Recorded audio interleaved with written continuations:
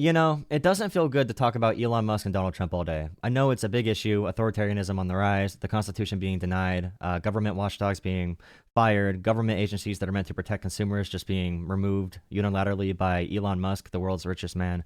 It's a big problem. But Americans have been taught a narrative that bureaucracy's bad, government's bad, Elon Musk is smart and good, Donald Trump is smart and good and strong, and the propaganda is working.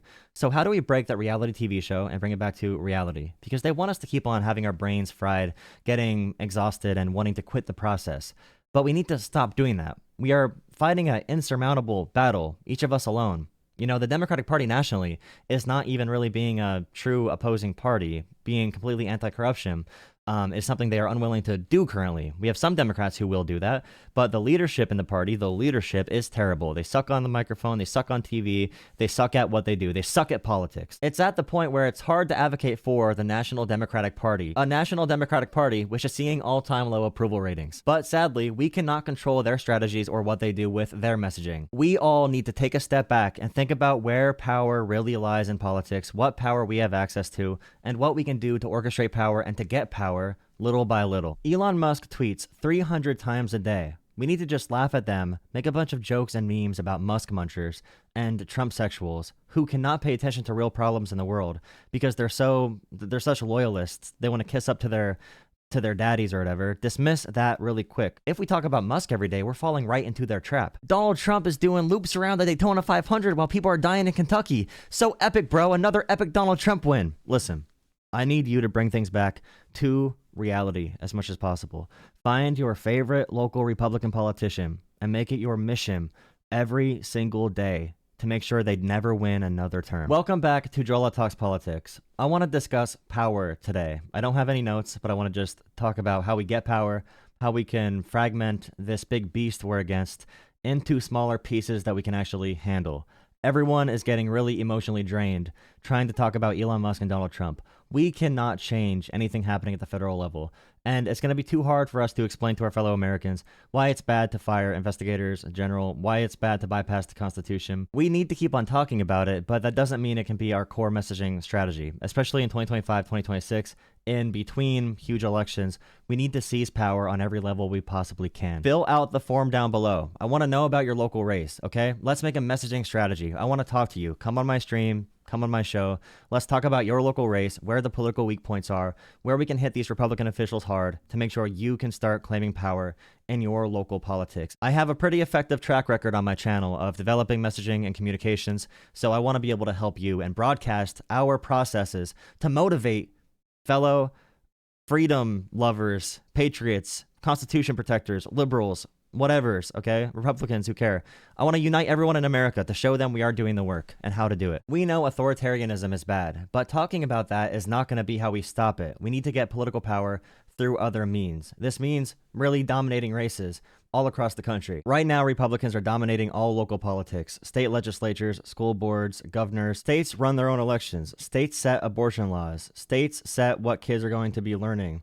These different local races are dictating so much about our lives, and young people in America do not vote in these races. In reality, the biggest voter blocks that are consistent here are people that want their property taxes lower for school boards. And guess what? Without the Department of Education, property taxes are going to have to go up. So these Republican school boards are going to be enemies of the community, especially because they don't know what they're doing. A lot of Republican officials are taking over around the country, and they have no idea what they are doing. Things are going to go bad, you know?